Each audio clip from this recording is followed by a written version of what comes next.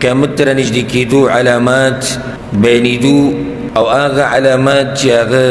راښکاره شوي دي او واړه علامات دي. په اخرني بیان کې موږ یو څو علامات ذکر کړي وو. یوه نښه موږ دا بیان کړې وه چې په دې امت کې به د بوتانو بندګي بعض خلک بیا کوي او دغه شان په دې امت کې به د شرک بیا یو پیر راځي. بله نښه دا بیان شوې وه چې ظالمان پولسان او د ظالمانو ملګري به پیدا شي چې هغه به خلکو سره ظلمونه کوي. درېیمه نښه دا بیان شوې وه چې اسلام به ګوټ ګوټ ته ورسي. څلورمه نښه دا بیان شوې وه او په دې باندې تفصیل شوی و چې داسې زنانه به راښکاره شي چې هغوی به لغړي لباس به نیمګړی لباس به غیر شرعي داسې زنانه به راښکاره شي او د هغې تفصیل په خپل ځای باندې شوی و. پنکه وکوله وکړه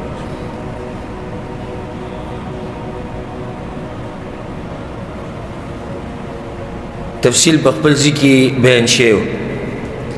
د هغې نه بعد بله نښه چې حدیثونو کې هغې ته اشاره راغلې ده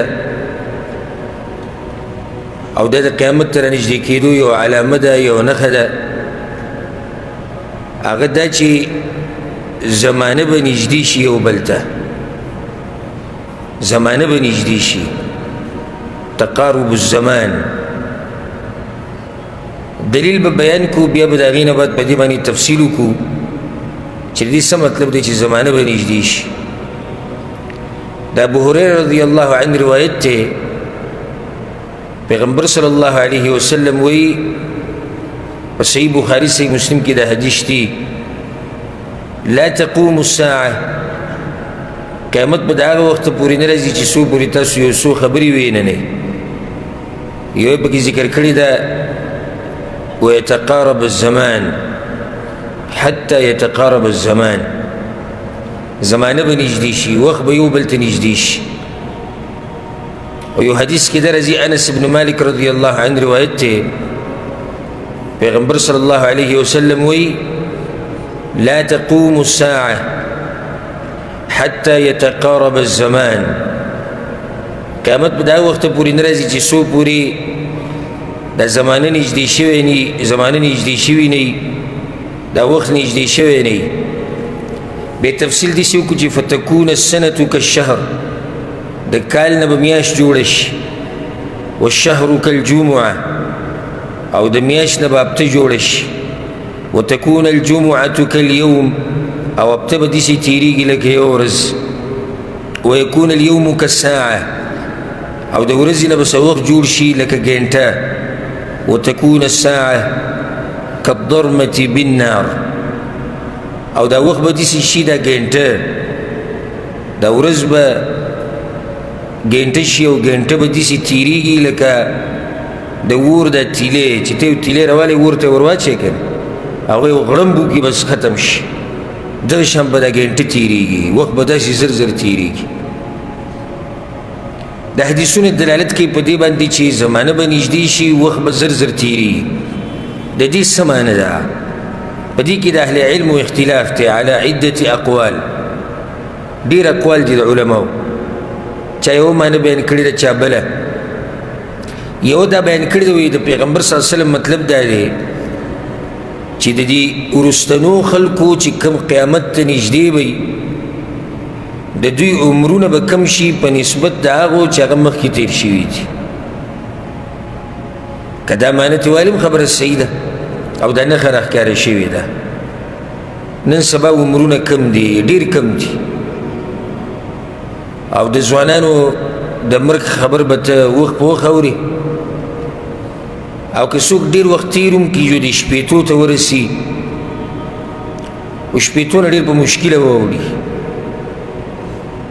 او حدیث کې داري چې زما د امت عمرونه به وي د شپېتو نه د اویاو په منځ کې او لږ به وي چې دغه نه اوړي لږ به وي لږ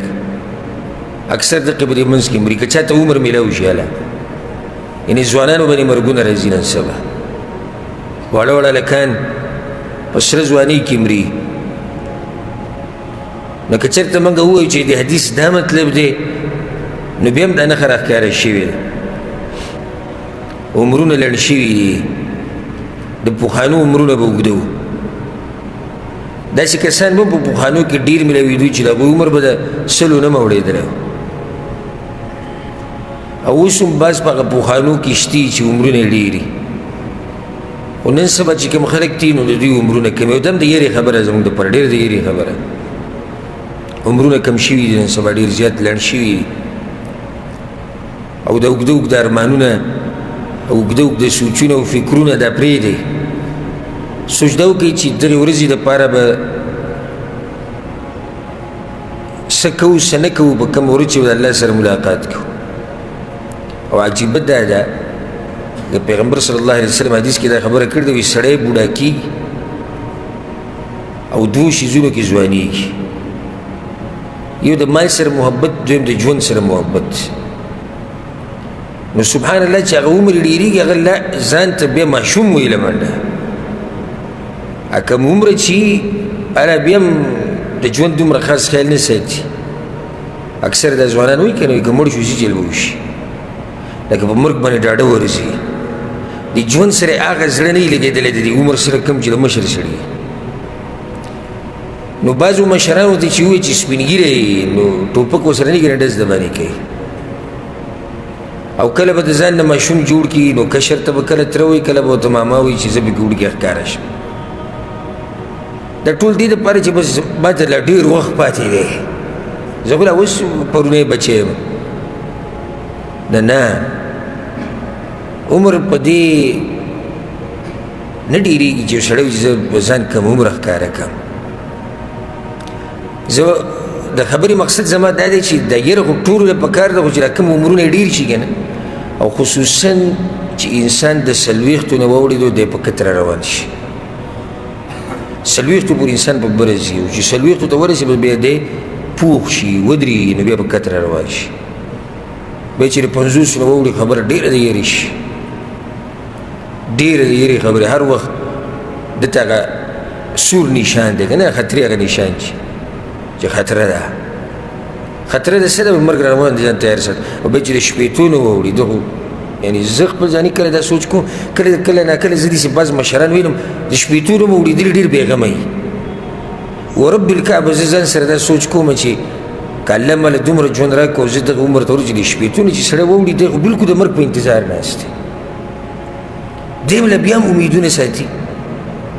او بیا هم دی په ګناهونو کې اخته دی، واوړېدلی د 80 نه واوړېدلی د 50 نه 50 نه چې واوړي د 80 نه چې واوړي الله ته د ملاقات وخت دی نږدې شو. موږ سره مخکې نښه تېره شوه که د قیامت ته نږدې کېدو یوه نښه دا ده چې اچانک مرګونه به ډېر شي. ښه نو یو عمرونه به کم شي، بل ورسره اچانک مرګونه مو ولګوه. نو شومه د یېرې خبره شو، هارټ اټیک وشو، هارټ اټیک وشو چې کوم ځای کې خبرې به سړی اچانک مړ شو. دا ټول د یېرې خبرې دي او د سوچ او د فکر خبرې دي. نو یوه معنی دا ده، یوه معنی دا ذکر کړې ده چې شپې او ورځې به لنډې شي. بعضو علماو دا معنی ذکر کړې ده چې شپې او ورځې او وخت به لنډ شي، ګنټه به لنډه شي، پوښاوي د ورځې اوږدې وي، شپې اوږدې وي، اوس لنډې شوې. یو معنی دا ده. بعضو علماو دا ذکر کړی د دې مطلب دا دی ويتقارب الزمان، زمانه به نږدې شي. مطلب دا دی چې د خلکو حالات به یو بل ته نږدې شي په بېدینۍ کې. نو اکثر خلک به بېدینه وي، دا مطلب دی لکه زمانه به نږدې شي. نږدې وخت دا خلک به ټول یو شانې په بېدینۍ کې، په کم علمۍ کې، په جهل کې، په فسق او په فجور کې، او دینداره خلک به لږ کي. بعضو دا معنی ذکر کړی دی زمانې د نږدې کېدو، دا مطلب دی چې قیامت به نږدې شي. لکه امام ابن حجر رحمه الله دا قول ذکر کړی دی. بعض علما وایي چې دې مطلب دی چې قیامت به رانږدې شي. یو ډېر ښکلې معنی په دې کې دننه دا پرته ده چې اکثرو علماو دې له ترجیح ورکړې ده، اکثرو علماو دې له ترجیح ورکړې ده. هغه دا چې د دې زمانې او د دې وخت نه د دې میاشتې نه د دې هفتې نه د دې کال نه هغه برکت به ختم شي او دا داسې معنی ده چې زړه ته کوزېږي شپه به م هغه شپه وي ورځ به م هغه ورځ وي ګنټه به م هغه ګنټه وي میاشت به م هغه میاشت اوسې چل به وشي برکت به ترې ختم شي نو پخوانو به په ورځ کې هغه څه کول چې ما ورته یې په هفته کې نشو کولی او په هفته کې به هغه خلکو هغه کارونه کول چې ما ورته یې په میاشت کې نشو کولی او میاشت کې به هغوی هغه څه کول چې ما ورته یې په کال کې نشو کولی او کال کې به هغوی هغه څه کول چې ما ورته یې په پنځه شپږ کاله کې هم نشو کولی برکت زموږ د وختونو نه ختم شوی دی د قیامت ته نږدې کېدو نښه دا ده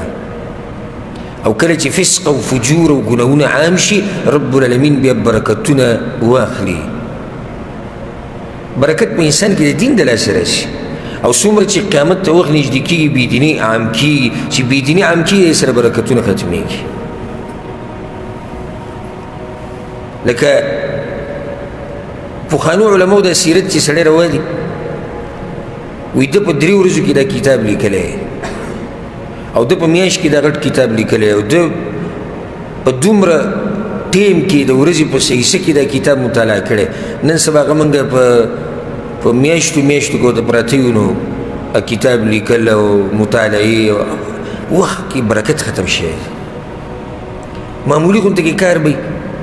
او ته به د مازدیګر د مانځه نه بعد وځې ماښام بند به د باندې ووایي 3 غنټې به وشي ستا کار به ونه شي په 3 غنټو کې به معمولي غونته کې کار ته ونه کړي بیا راشي زه به سبا وکړو وجه دا دی چې هغه وخت کې برکت نشته کله چې وخت کې برکت وي نو په لږ وخت کې انسان ډېر څه کوي او چې کله برکت ختم شي نو ډېر وخت به تېر کړي خو څه به پکې ونه کړي ځکه چې برکت نه وي لکه دې علماو ته وګوره دا پخوا چې کوم تېر شوي دي ته به د یو عالم تاریخ راوالې وایي دې 15 کاله عمر کې مړ و 15 کاله عمر کې د هغه کتابونو ته چې وګورې مجلداتو کې کتابونه لیکلي الماریانو دې ډکي انسان ورته حیران شي چې اخر د څنګه په 15 کالو کې دا کار وکړو وجه دا چې د هغه په هغه وخت کې په ژوند کې الله برکت اچولی او نن سبا چې 15 کاله عمر کې واده وکړي نو غټه توره ووایي خوشحاله وي واده یې زر وکړو 15 کاله عمر د ده اوس واده وکړو برکت نشته وخت کې نو بیا چې دی واده وکړي بیا د بچي په منډه کې او کته اوبره او کته بره یو 15 کاله به یې کې ولګي بیا چې بچي ډېر شي بیا د هغوی په سوچ کې ولګېږي دی ورته ورو ورو کمزوری کېږي وي چې د هغې نه ورو ورو فارغه کېږي چې بیماریانې پرې راسټاټې شي چې د بیماریانو نه دمه کېږي چې ملک الموت وله راشي هغه ژوند په 50-60 کاله دی په 2-3 کاله کې تېر کړي یعنې صرف واده بچي هغو له ډوډۍ ګټه او بیا بیماریانو علاج او ژوند ختم په د الله دپاره داسې وکړو په دې ژوند کې ته الله دپاره څه کړه دا سوال ما تاسو د مخکې ورځو کې کړه چې لږ به د شپې د ځای نه دا سوال وکړي تا په د خپل ژوند کې چې تېر شوی 30 کاله 40 50 شپېته ته د الله دپاره څه کړي دې دین دې څومره خدمت کړی نو یو قول دا دی چې دا ډېرو علماو غوره کړی لکه امام نووي ابن ابي جمره ابن حجر السخاوي رحمهم الله دې ټولو دا ویلي چې دا خبره ډېره ظاهره ده چې د پیغمبر صلی الله علیه وسلم مطلب دا دی د میاشت چې به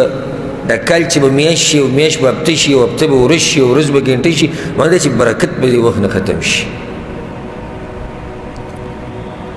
الله سبحانه وتعالی په قرآن کې دا خبره ذکر کړې ده چې کله تقوا په چا کې راشي رب العالمین وله برکت ورکوي زمونږ تقواګانې زمونږ په دغه حال کې دي چې مونږ ته پته ده الله څه وایي ولو أن أهل القرى آمنوا واتقوا لفتحنا عليهم بركات الله وی کې د کلو والو ایمان راوړی او تقوا به کې موږ به برکتونه راوړلی په هغه برکتونو کې یو برکت دا دی چې په دې وخت کې الله برکت واچوي نو نن سبا چې کوم دینداره خلک دي ته به وینې به هغوی په وخت کې برکت دي په لږ عمر کې ډېر څه وکړي لږ عمر کې ډېر څه وکړي د اسلام لپاره مسلمانانو لپاره صرف دا نه چې د بچو لپاره خو ټول عمر لیږي د اسلام لپاره مسلمانانو لپاره لکه معاذ بن جبل رضی الله عنه ګوره په وخت کې برکت دی ته وایي او په ژوند کې برکت دی ته معاذ بن جبل نه سعد بن معاذ رضی الله عنه د 10 کالو په عمر کې تقریبا هغه اسلام قبول کړی دی د یو قول مطابق 10 کاله عمر کې وفات شوی دی بعضې دې نه کم ذکر کوي زموږ به 6 کاله ذکر یو سړی په اسلام کې 6 کاله تیر کړي او چې دی مړ کېږي د الله عرش ورسره خوځي یو سړی په اسلام کې 6 کاله تیر کړي او جنازه کې 1000 ملایک یو سړی په اسلام کې 6 کاله تیر کړي او د هغه د جنت ځای پیغمبر صلی الله علیه وسلم ورکوي نو اخر د ده په دې 6 کاله کې هم څه برکت وکړي د ده په دې 6 کاله کې هم داسې کړي د اسلام لپاره زمونږ خو 6 کاله دي نږدې وکړي ګوره تېر شوي 6 کالو کې دا کومه توره والې ده علم دې ډېر کړی دی عبادات دې ډېر کړي دي د اسلام او د مسلمانانو یې څه خدمت کړی دی په خپله جواب وکړه که دغه ماته یې چې مزدوریانې مې کړي دي نو بیا ماته د مزدوریانو خبره مه کوه مزدوریان خو ته لګیا یې او موږ ته پته زه دا یم چې د اسلام دپاره دې څه کړي دي په ژوند کې برکت نشته توفیق یو انسان ته نه میلاویږي د دیندارۍ توفیق یو انسان ته نه میلاویږي چې د اسلام او د مسلمانانو خدمت وکړي چا دا قول ذکر کړی دی چې دلته مراد د دې وخت نږدې کېده تقارب حسي یعنی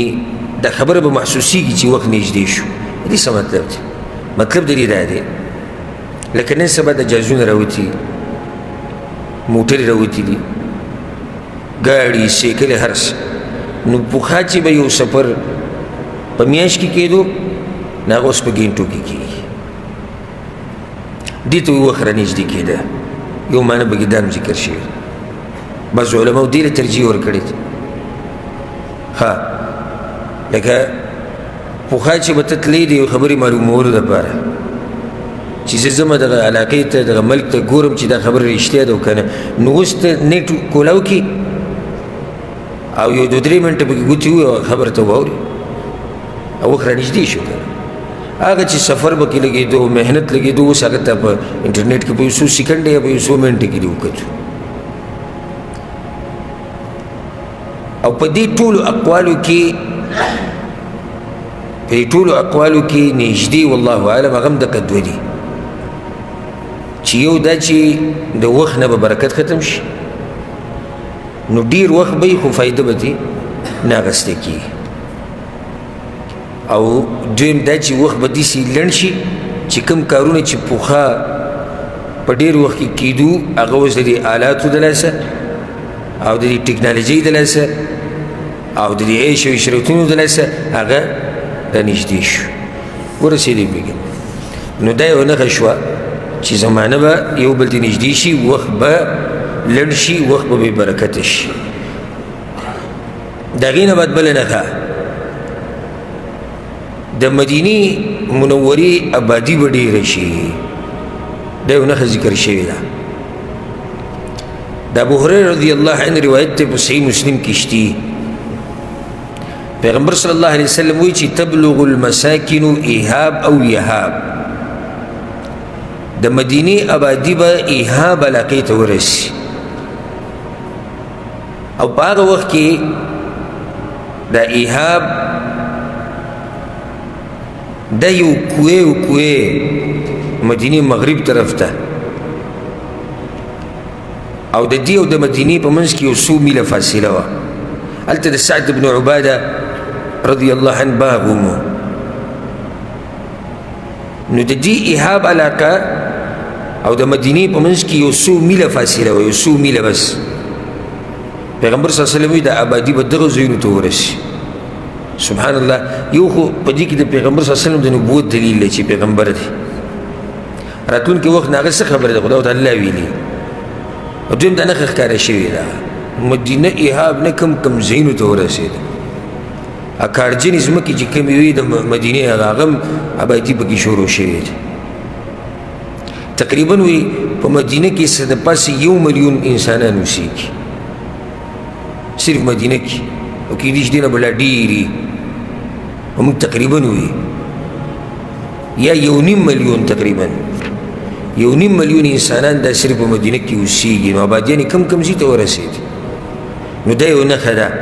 چې پیغمبر صلی الله علیه وسلم ذکر کړې ده چې د مدینې آبادیان به څه شي، دا به ډېرې شي او مدینه به پراخه شي، کورونه به ډېر شي، آبادیانې به ډېرې شي. او دا زموږ زمانه کې بالکل واضحه خبره ده چې مدینه د هغې آبادي لرو لرو ځایونو ته رسېدلې دي. د هغې نه بعد بله نښه چې حدیث کې ذکر شوي ده هغه ده چې دا ګاډي به راوځي. دا نن سبا چې را کوم ګاډي دې ګاډو ته اشاره شوې ده. حدیث کې ښه واضح خبر پیغمبر صلی الله علیه وسلم کړی ده.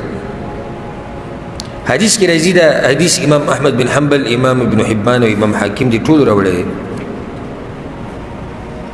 پیغمبر صلی الله علیه وسلم وایي د عبدالله بن عمرو رضی الله عنهما روایت: سيكون في آخر أمتي رجال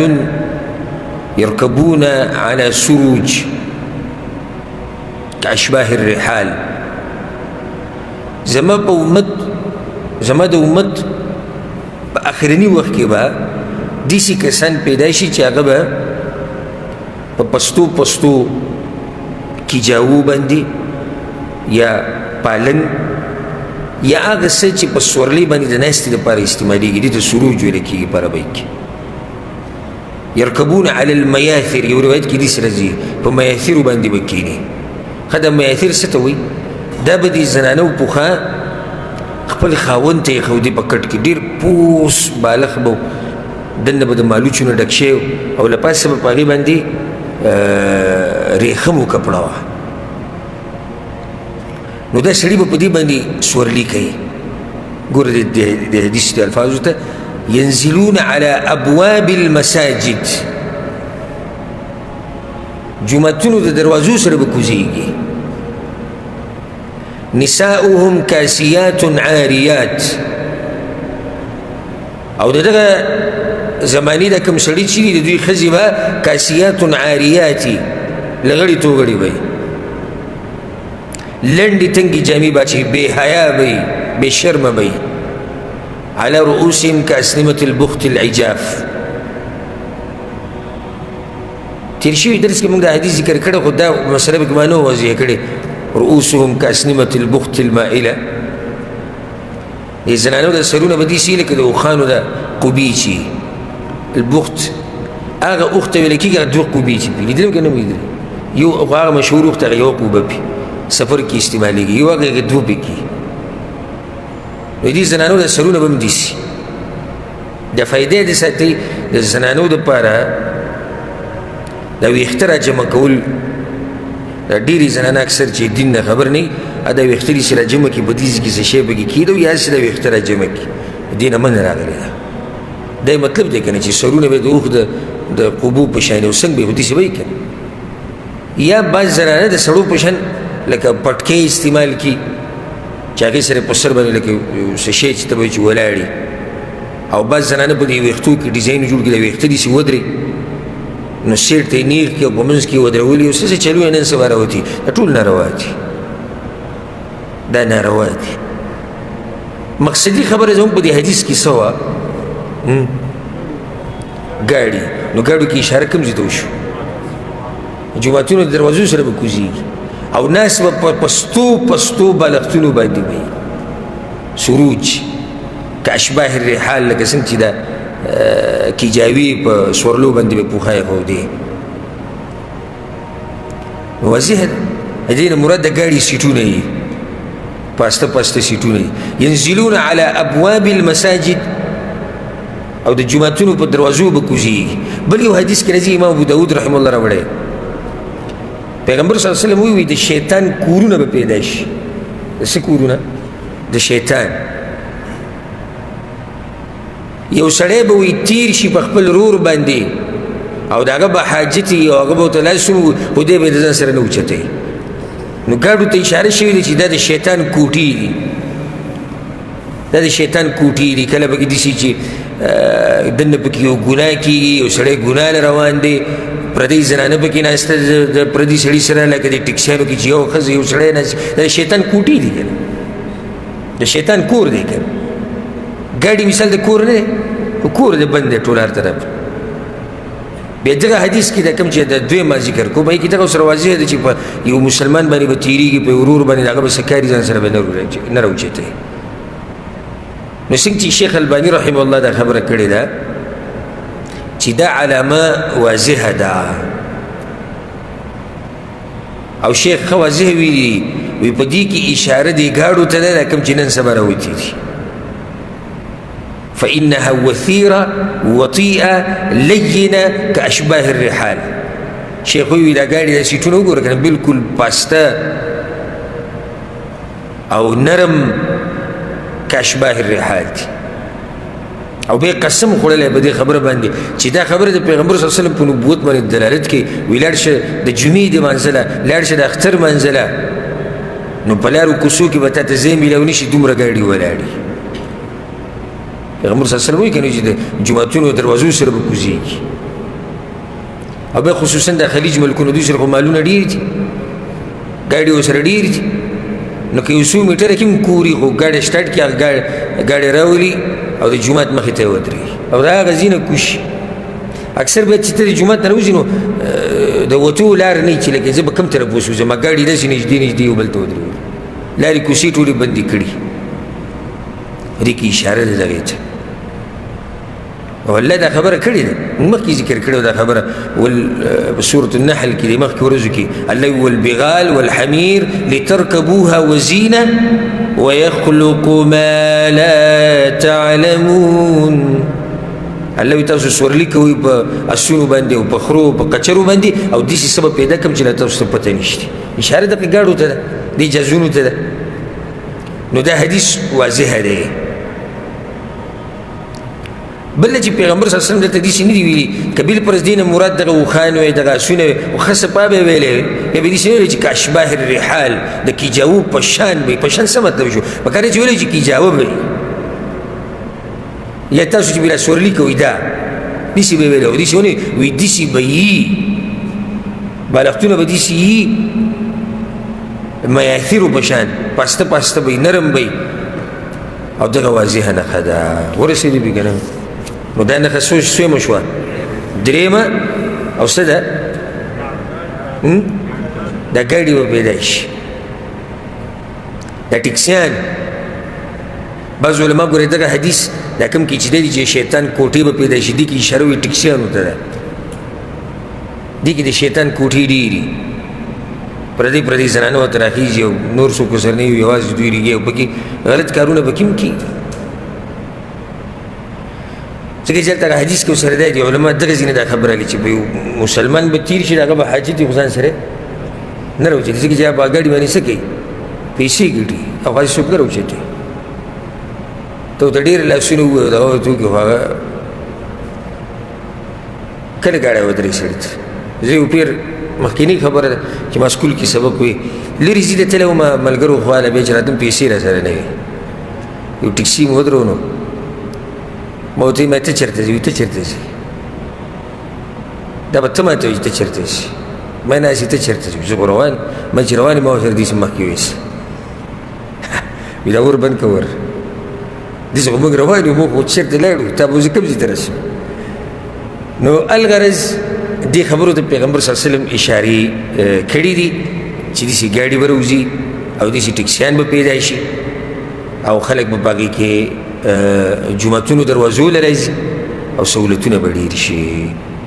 د هغې نه بعد بله نښه دا ده چې خلک به د کورونو په آبادۍ کې قسمه قسم نقشې جوړوي. سبحان الله د قیامت علامات نه دي، دا یو داسې موضوع ده چې څومره وی پیغمبر صلی الله علیه وسلم به د ایمان ښه ډېرېږي. ځکه چې دا خبرې هغه سره پاسه 1400 کاله مخکې کړي ده، اوس یې موږ وینو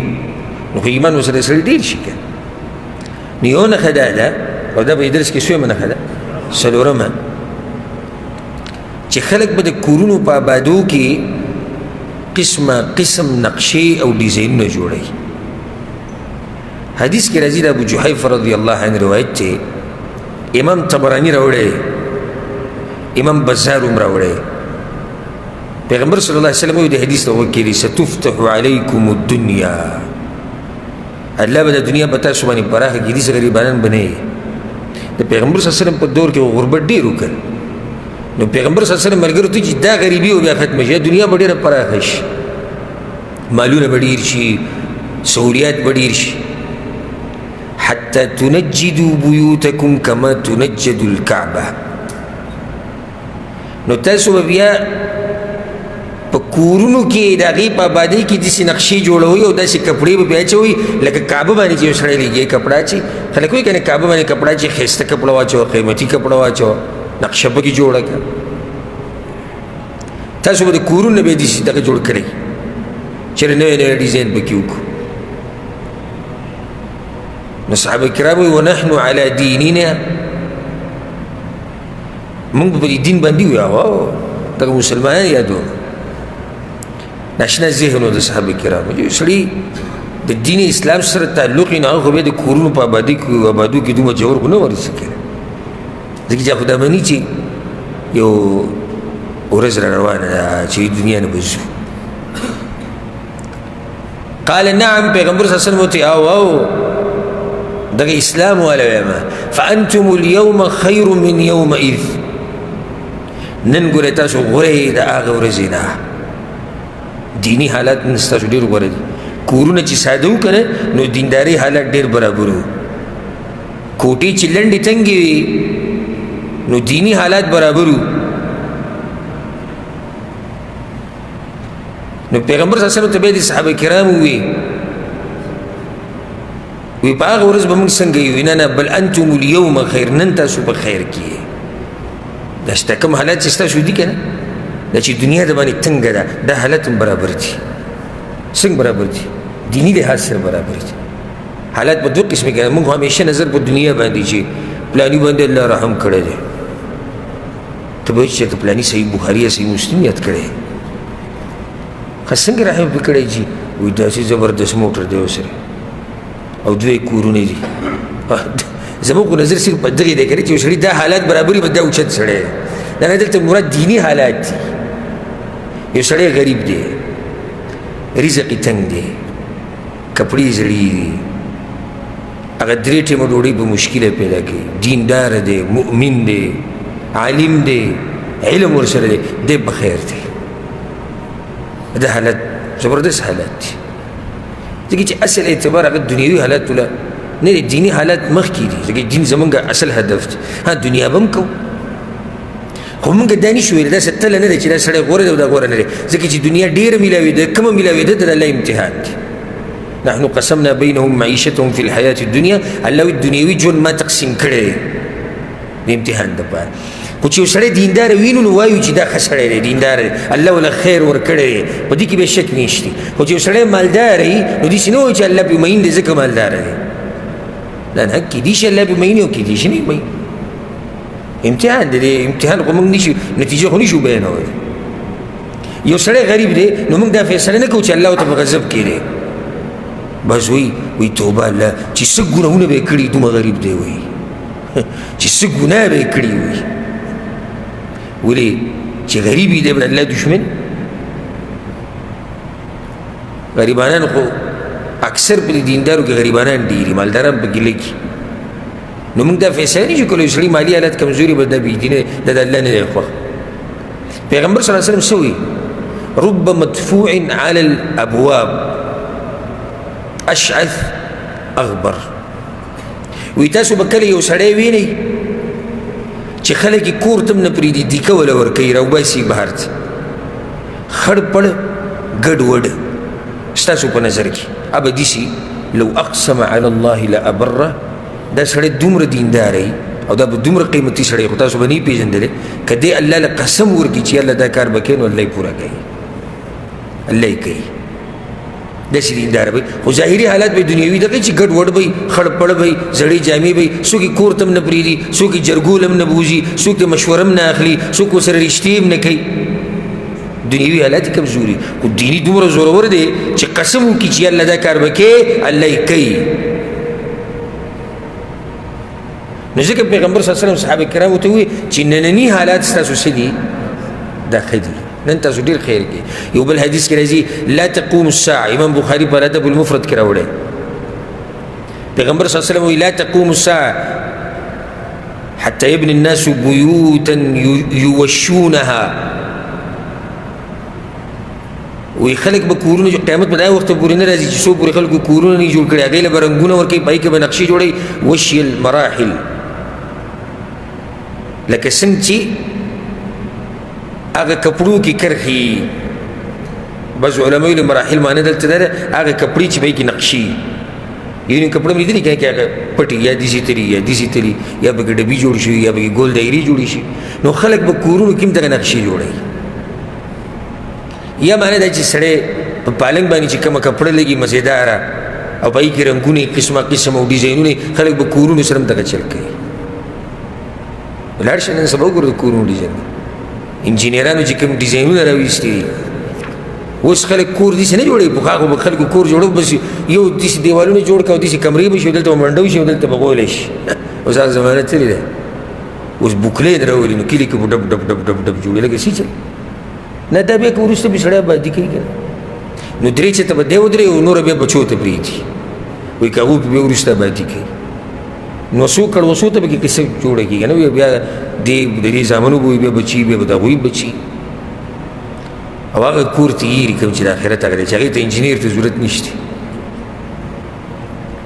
هغه اصل یې جوړی ته او په دنیا کې د هغې کنسته او ډکوله په یو څو منټه کې سادهګان خلک به یې دله ډک کړي او ځي به دله خبره ختمه شوه.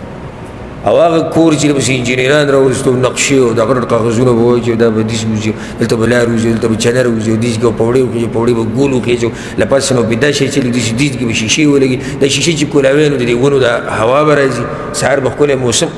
دېس ته پکې سوچ لاړ شي. موږ په خپلو سترګو یې داسې ډیزاین نه لکه دا غټ غټې شیشې وایي دا چې دا داسې کولاو کې نو د پټو دغه هوا پکې راځي او دا پکې راځي. د قبر رسال دی، هغې له داسې کړکۍ کولاو کړې ده جنت ته که نه، څه هوا د باندې ولګي که نه، پستې پستې طلایانې خو دې په کور کې اچولي دي. بعض خو بعض بیا ما ته وایي ته ډېرې سپینې سپینې او څه کې، بعضو د بیلټیانو بیخ بنیاد وویستو، که د کچرې په ډرم کې ورته شیشې میلاوي هغه به کور ته لیږي.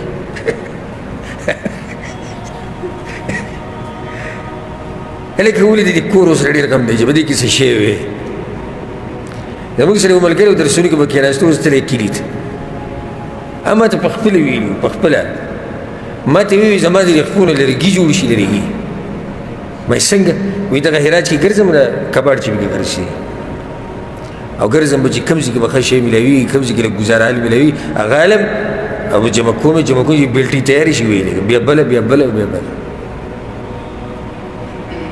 نو ماتې ماتې دروازې پکې خلکو نه دي پرېښودي، هغه راوالي او کلي ته یې بیلټې کې ولي، دومره ګم یې ورسره د دې کور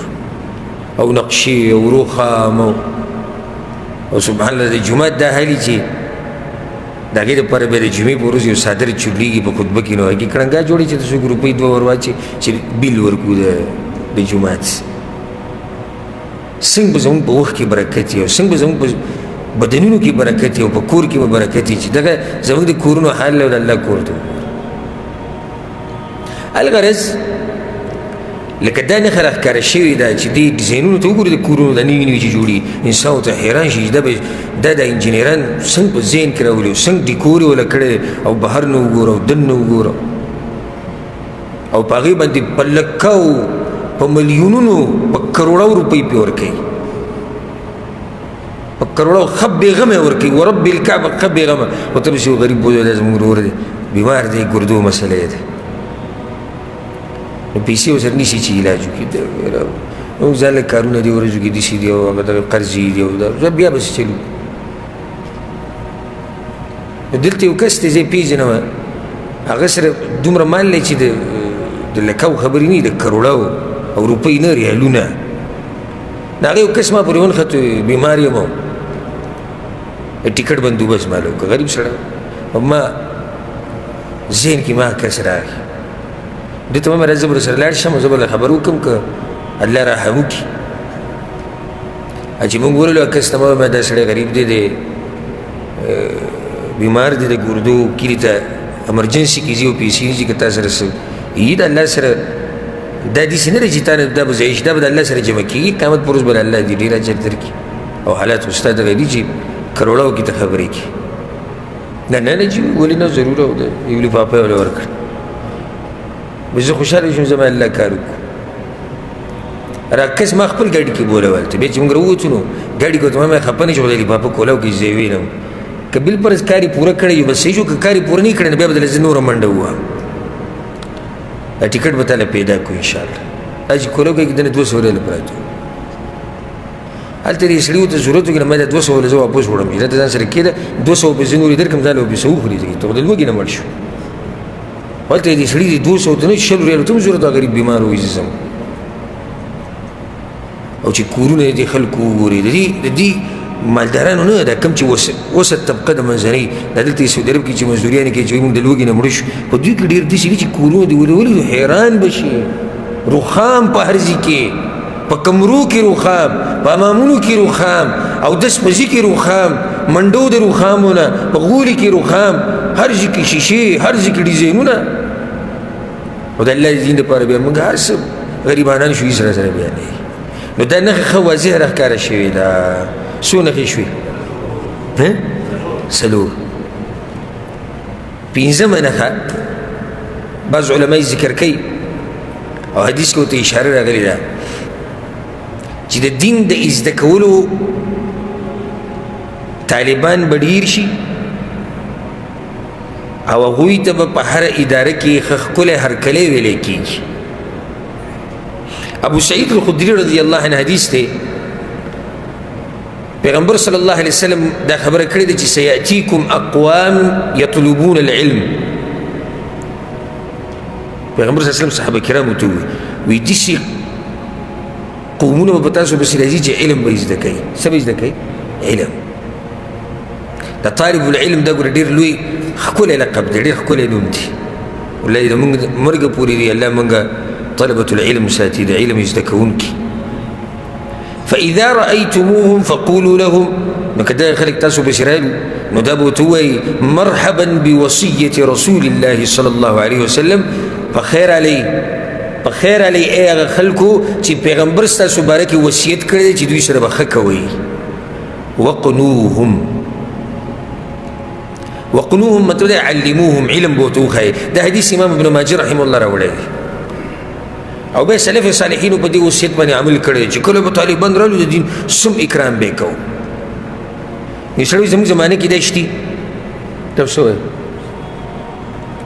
وایې دین د طالبانو اکرام کیږي که نه کیږي بلکې جامعاتو والا پوسټرې چاپ کوي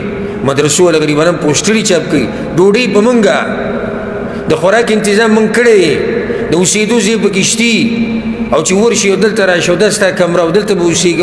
او ټولو ته خوشحالي بیا خصوصا دا ملکونه چې مالداره دي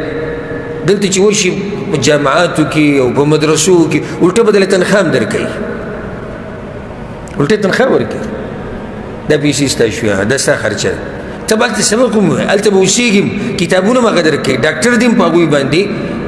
پاسپورټ دې هم په هغوی باندې ویزه دې هم په هغوی باندې هر څه دې په هغوی باندې الټه به دله تنخوا هم درکوي او بیا چې څه وخته پورې سبق ووایي لکه دا جامع اسلامیه چې ده په مدینه کې او دلته جامع امام چې کوم دی دنیا کې که اجنبیان شتي څه وخته پورې چې سبق ووایي بیا ورته ووایي ښځه راولي ښځه به دله راولي واړه به دله راولي د هغوی ویزه د هغوی دپاره کور د هغه خرچه اب هم کوي خو ته موږ سره سبق ووایه نو پیغمبر صلی الله علیه وسلم دا وصیت کړی دی چې کله دا دین د طالبان راشي د دوی به ډېر اکرام کوئ د دوی به ډېر خیال ساتئ هم په معاشره کې ډېر داسې دي چې هغه دین د طالبانو ته په سپک نظر ګوري نو غریب به ګرځي په وظیفو پسې او دته چې ور ووایي دی به په کور کې سوړ انګولی کوي او له ورکي سره د دې چې خبرې به ورته واوري او یا ورله سره څه ور نه کړي نو د دین د طالبانو قدر او احترام کوئ پیغمبر صلی الله علیه وسلم سره دین طالبان پراته وکړه خصوصا کوم ځای کې اصحاب صفه هلته د غریبان صحابه کرام به پراته وو دین زده کول نه غریب خانو دې مالدارانو به څه چل کوو د هغوی خیال به یې ساتو خوراک به یې راوړو د هغوی د کپړې جامې تپوس به یې کوو زما مقصد دلته صرف دا و چې پیغمبر صلی الله علیه وسلم وایي چې دین طالبان به راځي نو تاسو به قدر او احترام وکړئ نو دین طالبان الحمدلله وخت په وخت راغلي دي او په مدرسو کې په جماعتونو کې په جامعاتو کې په یونیورسټیانو کې هغوی ته موقع ورکړی شوي دي د پیغمبر صلی الله علیه وسلم په دې وصیت باندې دیندارو خلکو الحمدلله عمل کړی دی ځینې بېدینو خبره نه کړو نو دا نښه هم ښکاره شوې ده الله اکبر بیا یو ناشنا خبره ته کوم مخې ته راله خطیب بغدادي رحمه الله یو کتاب لیکلی دی شرف اصحاب الحدیث د اهل حدیثو او د حدیثونو والو عزت دقه د ابو سعید الخدري رضی الله عنه روایت یې راوړی پیغمبر صلی الله علیه وسلم ورته ووایي که نه چې زمانه بعد به چې تاسو باندې کوم وخت را روان دی دین زده کولو والا به راځي نو تاسو به یې څه کوئ قدر به یې کوئ او دین به ورته ښایي په دې باندې هغوی عمل کړی نو کله چې به په ابو سعید الخدري رضی الله عنه پسې د دین شاګردان رالو روایت موجود دی نو هغه به د هغوی ډېر اکرام کوو بیا به یې ورته وایي علم یې زده کوي زموږ نه علم یې زده کوي او ډېر ښه یې زده کوي ولې وی انتم اهل الحدیث بعدنا زموږ نه بعد به اهل حدیث ګورې تاسو یې بس داسې ځان ګرم ګرم کړي د اهل حدیث ټکی شتي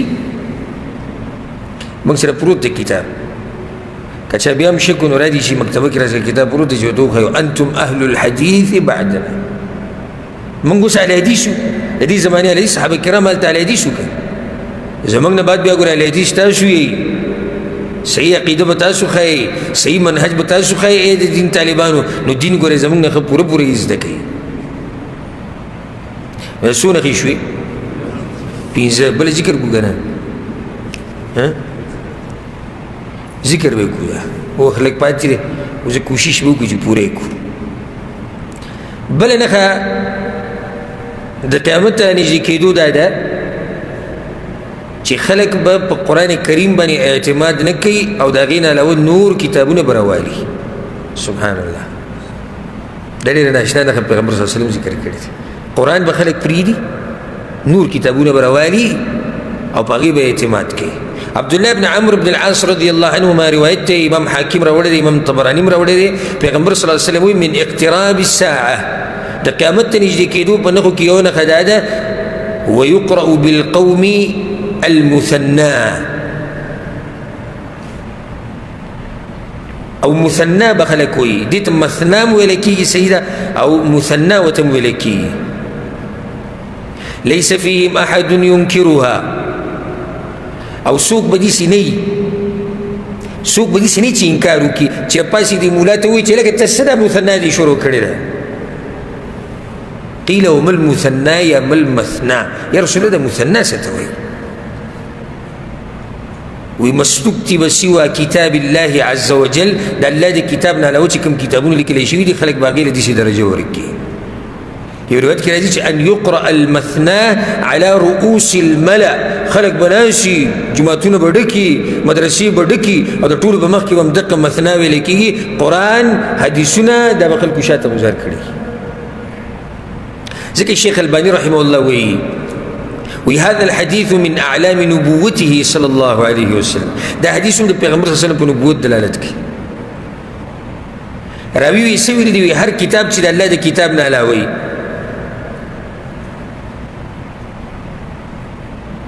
قرآن او حدیث نه علاوه سوچه دین نه علاوه نور کتابونه به سټارټ شي نو هغه ویلي دي وی لکه د دې مذهبیانو د کوم کتابونه چې دي مقلدینو ده نو زموږ ملک چې مدرسې کې داخلي شي څو درجې وي څو درجې وي 8 درجې وي نو دا 8 درجې په څه کې لیږي تاسو به دشتي فقه کې نو بیا په آخرني کال کې چې موږ ګټه دوره کړې ده دا شپږ کتابونه کتب سته د حدیثونو ده چې دا په شپږو کالو کې نه ختمېږي د دې نه بدله کړو به شي په یو څو میاشتو کې ختم کړي وعن ابي هريره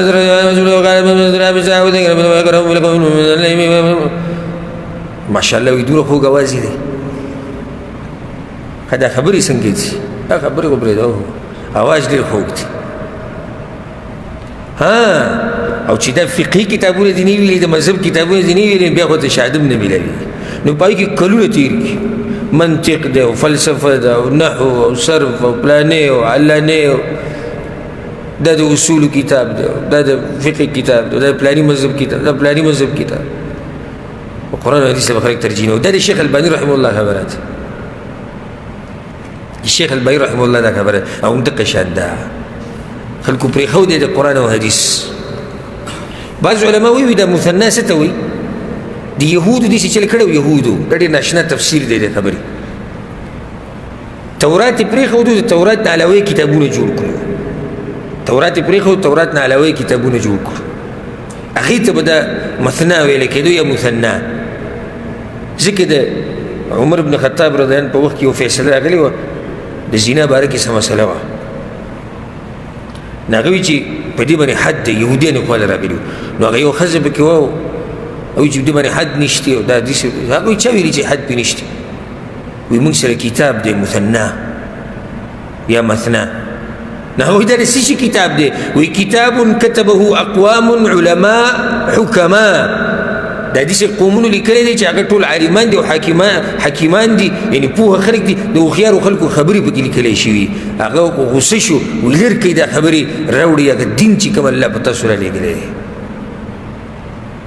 لکه دا تفسیر ولا ممکن زموږ په امت کې هم داسې خلک پیدا شوي دي چې یو عالم کتاب ولیکي، هغه کتاب له به د قرآن او د حدیث نه اوچته درجه ورکړي. قرآن او حدیث پسې خبرې کوه څه خبره نه ده. خو دغه کتاب پسې دې خبرې وکړو نو بیا دې جاښه جوړه کړه. لکه زموږ په ملک کې کوم کتاب د دې فضایلو دا کتاب چې کوم دی په منبر کې، په منبر باندې چې کله ته جومات ته ورننوځي نو قرآن پروت دی، په قرآن باندې له پاسه فضایل اعمال پروت دي او د دې چې تعلیم کېږي او د دې درس کېږي او د دې دغه کېږي او داسې کېږي. او ته چې دې ورځ ووایې په دې کمزوري خبرې شتې بیا خپل هلته ګوره چې څه وایي درته. یا یې ورځ دا ووایه چې صحیح ده زه به پکې د قرآن تعلیم شروع کړم بیا یې نه پرېږدي. یا داسې ووایه چې زه به د صحیح حدیثونو تعلیم شروع کړم، زه به د بخاري مسلم پکې تعلیم شروع کړم، زه به بل بلوغ المرام هم، زه به بل کتاب بل کتاب. بیا وګورې چې پرېږدي که نه دي پرېږدي. نو سبحان الله پیغمبر صلی الله علیه وسلم وایي چې قیامت ته نږدې به داسې حالات شي چې خلک به قرآن او صحیح حدیثونه سوچه دین پرېږدي، د هغې نه علاوه د مولیانو لیکلی شوي کتابونه هغې نه به دین جوړ کړي او بس د هغې نه به تاویږي را تاویږي او په هغې کې به قصې او په هغې کې به اخبار او په دغې ته به پراته وي. دا کوم کتاب چې ما ذکر کو دا روالي وګورئ که نه. بعض صوفیوں نے فرمایا، بعض صوفیوں نے فرمایا، ہر ذکر بزرگوں نے فرمایا او پلانی با پا سلویخ کاله دا ماسوتن پا اودس بانی سار مونز کو او پلانی چی دا شپیت کاله روجی نیولی او پلانی با دا شپیت زر رکات مونز کو او پلانی اگا سڑے ولی دو چاگا جہنم تروان دا اسکاری و تو او پلانی با اودس کو نو گناہونا بے دا سڑی لیدو او دا قبر دا پیغمبر اللہ سروتو او یو کس د قبر سره خوا کې ناس پیغمبر د قبر سره وږی شوی نو پیغمبر د قبر نه سره وش ډوډۍ ولا ورکړ او د قصې بکی او سوچ قرآن او حدیث هغه به پرېښودي. نو دام د نبوت د پیغمبر صلی الله علیه وسلم د نبوت څه ده؟ نښه ده. څنګه چې ویلي دي شوي نو څو نښې شوې؟ شپږ. کمې تقارب الزمان، زمانه به نږدې شي، لنډه به شي، مدینې آبادي به ډېره شي، دا گاڑی به را پیدا شي، دا ټکسیان به پیدا شي، کورونو کې به خلک د کورونو په آبادۍ کې به نقشې جوړي،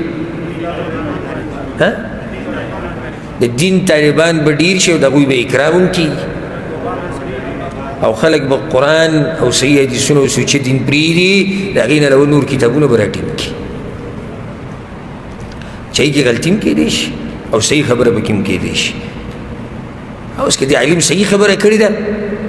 آیت پکې دی، دا یقیني خبره ده، حدیث دی صحیح، یقیني خبره صحیح خبرې د چې پکې بیا کومې خپلې خبرې کړي دي که د قرآن او حدیث سره برابري ډېره ښه ده، که برابر نه خبره بوله پرېږدو. دا طریقه ده. بیا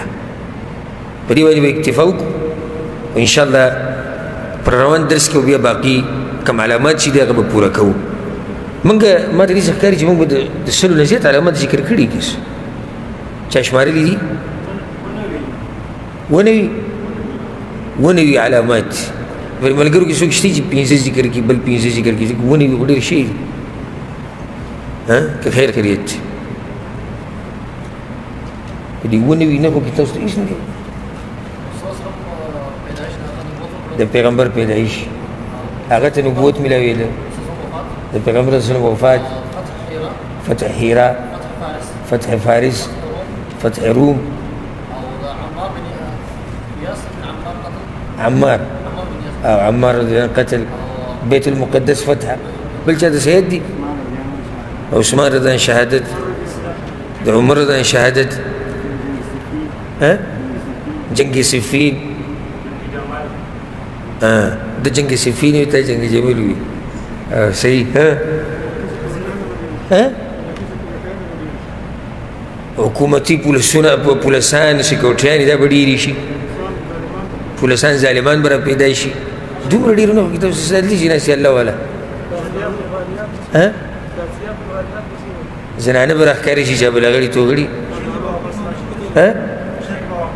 شرک به واپس د تاسو ته نږدې ماحول کې لګي. قرآن به وي خو په هغې کې به خلک سوچ نه کوي. قاریان به ډېر شي، علما به کم شي، بازارونه به یو بل ته نږدې شي. خلک به د یهودو نصاراو تقلید شروع کړي. دنیوي علم به ډېر شي، نااهله خلک به مشران شي. تنګ تکور به عام شي. طهارت کې به خلک د حد نه اوړي، دعاګانو کې به هم خلک د حد نه تېرېږي. قرآن به خلک وایي په تکلف سره زیاتې به کوي، په هغې کې په تجوید کې په قرت کې د حد نه به اوړي. تحریف به کوي په قرآن کې، دنګې دنګې آبادیانې به کوي. هغه خلک چې هغه بیزې ګړي به یې ساتلي غریبانانو، هغوی به مالداران شي. مکې دا غرونه به ختم کړی شي، په مکه کې به دنګې دنګې آبادیانې وشي. بچي به د مور پلار مالکان شي، داسې بې ادبه به وي. تاسې تجارت به عام شي.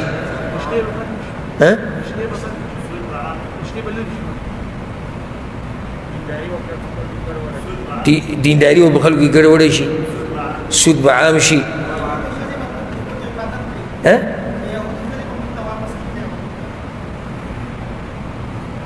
یو خو مبان اورېدو بل کوم دي. څنګه کافران به چې څومره کافران دي دا به په مسلمانانو راجمع شي، په ژبه باندې خوراک به خلک کوي لکه د غوا په شان. خوراکونه به په خوراکونو کې خبرې او خوراکونه دا به د حد نه زیات شي او د خلکو مقصد به هم دغه خوراکونه شي. علماء سوء هغه علما چې حق دین نه بیانوي، د هغوی ډېروالی. قوم پرسته حق پرسته علما به کم شي. دغه یو شی شو که نه، علما سوء چې ډېر شو دا کم شي. دنیا سره محبت عام شي. دا بیان شو.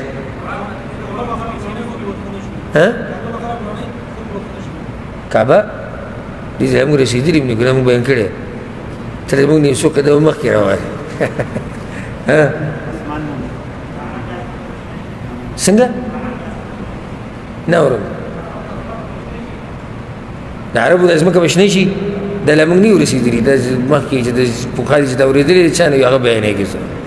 د عربو ځمکه به شنه شي، دا نښه به بیانوو څنګه او کومه ځمکه او کله انشاءالله.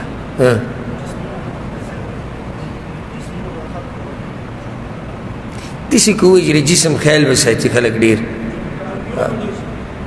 جنګونه قتل و قتال به ډېر شي،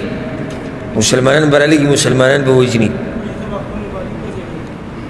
دا ذکر شو چې وینځي نه مالک په جوماتونه به ښایسته کوي، د عبادتونو نه به خالي جوماتونه، خو د فخر او تکبر دپاره به پکې نقشې جوړوي او چې خلک یې نوم یاد کړي. جوماتونه به داسې شي، د جوماتونو نه به لارې جوړې شي. بارک الله فیک. د جوماتونو نه به لارې جوړې شي، خلک به پکې صرف تېرېږي را تېرېږي، لمونځ اودس به پکې څوک ډېر نه کوي، درسونه به پکې نه وي، دین به نه بیانېږي. اسلام به هر کور ته ورسي. دا کوشش کوي چې دا یادوي. دا اساني دي کې څه دي چې کله انسان ذهن استعمال کړي او اخلاص وکړي او کوشش او محنت وکړي، نو الله ته دا خبرې راځي. په دې باندې به اکتفا وکړو. پر روان درس کې به انشاءالله باقي پوره کوو. الله سبحانه وتعالی دې موږ د دې زمانې او د آخري زمانې د فتنونو د الله موږ لرې ساتي او الله سبحانه وتعالی زموږ د ایمانونو حفاظت وکړي. هذا والله اعلم وصلى الله وسلم على نبينا محمد وعلى آله وصحبه أجمعين. ټولو ملګرو ته هغه نصیحت بیا رایادو چې دا ډېرې قیمتي ورځې دي او د قرآن په تلاوت کې تهجد کې روجې ونیسئ، ذکر او اذکار ډېر کوي، خصوصا تکبیر عام کوي، چا چې طاقت ته قرباني کړي قرباني وکړي. دا ډېرې قیمتي ورځې دي او بیا پته نشي چې دا به زموږ په ژوند کې نصیب کې وي که نه به